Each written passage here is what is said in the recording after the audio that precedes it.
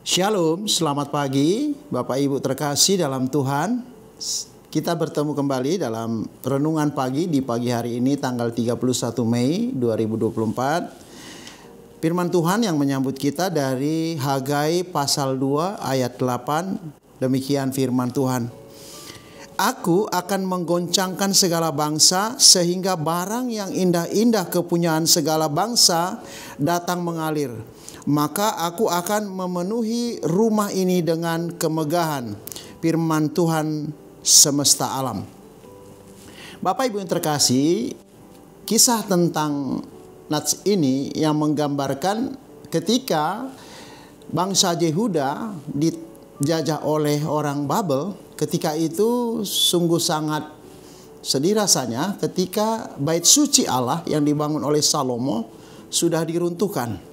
Nah, Tuhan Allah menggerakkan hati Raja Kores untuk kembalinya beberapa orang yang disuruh kembali ke Yerusalem untuk membangun bait suci Allah.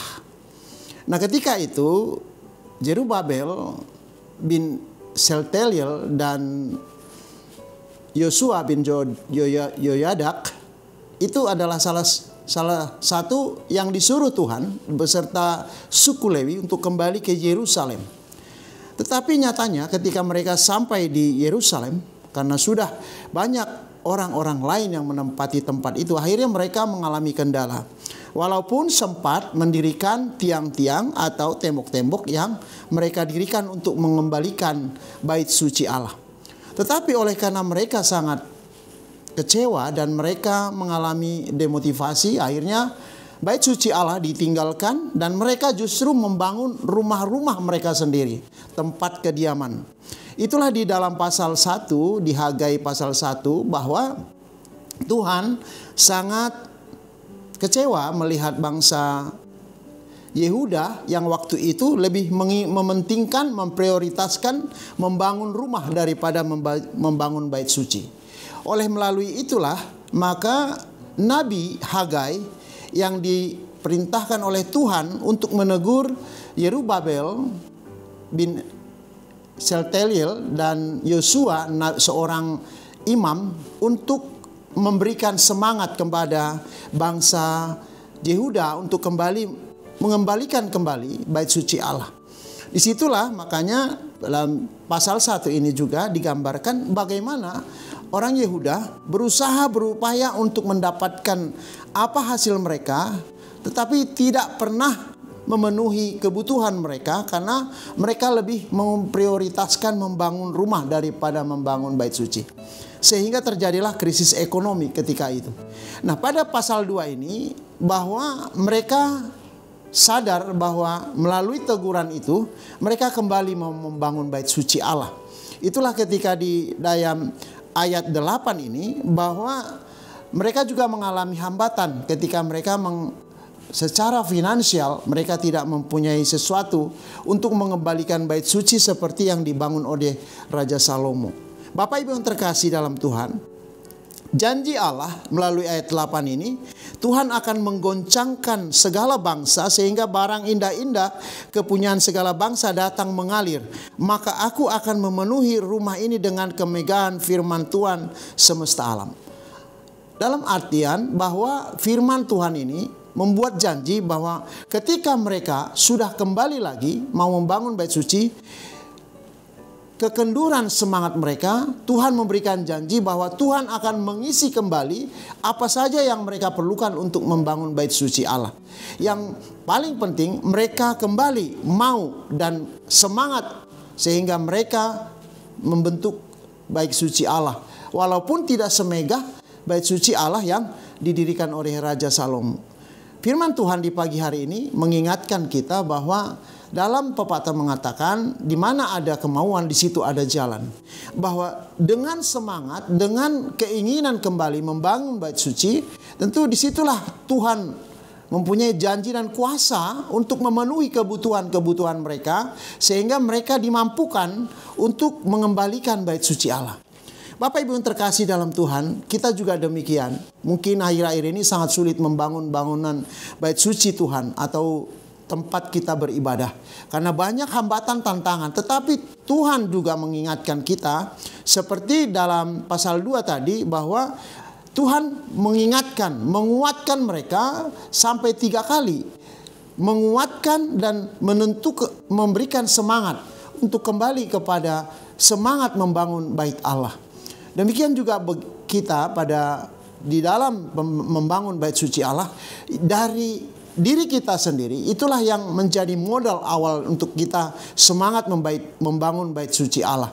Kalau kita sudah tidak ada semangat, maka bagaimana mungkin bait Allah itu menjadi tempat Tuhan untuk kita bersekutu di dalamnya. Oleh karena itu, dari semua yang kita yakini bahwa kebenaran firman Tuhan itu yang menjadi utama, dan kita akan dikuatkan oleh Tuhan. Di dalam Matius 6 ayat 33 dikatakan, carilah dahulu kerajaan Allah, maka semuanya akan ditambahkan. Oleh karena itu Bapak Ibu terkasih, mari kita membangun bait suci Allah dengan hati kita yang ikhlas dan tulus dan semangat yang tinggi. Itu yang bagian yang pertama. Yang kedua, oleh karena bait suci Allah itu di dalam ajaran yang Yesus Kristus berikan, bahwa diri kita inilah tempat kita untuk memuji Tuhan, di mana diri kita ini dikatakan bait suci Allah, seperti dikatakan Yohanes 2 ayat 19, bahwa Yesus Kristus membangun bait suci dalam 3 hari. Itu artinya bahwa diri kita ini tempat Roh Kudus untuk memuji Tuhan, untuk kita bersekutu. Oleh karena itu, kita harus tetap menjaga diri kita untuk tetap kudus seperti Allah itu kudus, sehingga diri kita ini menjadi tempat di mana Roh Kudus itu berkuasa mengendalikan kita, dan kebenaran firman Tuhan itu akan nyata dalam melakukan firman Tuhan. Bapak Ibu yang terkasih, di dalam firman Tuhan di pagi hari ini, mari kita tetap semangat, mari kita tetap yakini bahwa kita harus tetap di dalam kesehatian, kerendahan hati, memberikan dorongan semangat untuk dari hati kita untuk membangun bait suci Allah. Mari kita mendukung, saling memberikan, karena Tuhan akan memberikan berkat yang melimpah ketika kita memulai dan mendahulukan kerajaan Allah dalam hidup kita, sehingga kita akan tetap menjadi anak-anak yang putri yang dipilih Tuhan untuk mengembangkan atau membangkitkan semangat pelayanan di dalam rumah Tuhan. Amin, kita berdoa. Terima kasih Tuhan, di pagi hari ini kami telah mendengarkan firman-Mu. Kami telah diingatkan supaya semakin semangat untuk tetap melakukan semangat membangun bait suci Allah. Oleh karenanya, kuatkan kami, tuntun kami supaya iman percaya kami di dalam keseharian kami, dalam kesehatian kami, tetap membangun rumah Tuhan dengan tanpa memilih, tanpa ragu-ragu.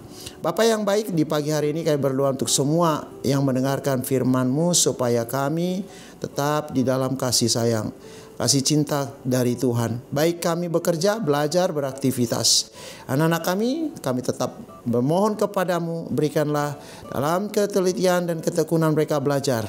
Baik kami juga bekerja, Engkau yang berkati. Dan saudara-saudara kami masih bergumul dalam setiap permasalahan, baik penyakit, Tuhanlah yang beri kesembuhan. Terima kasih Bapa, kami serahkan doa kami dalam Yesus Kristus. Amin. Shalom, selamat pagi, Tuhan memberkati.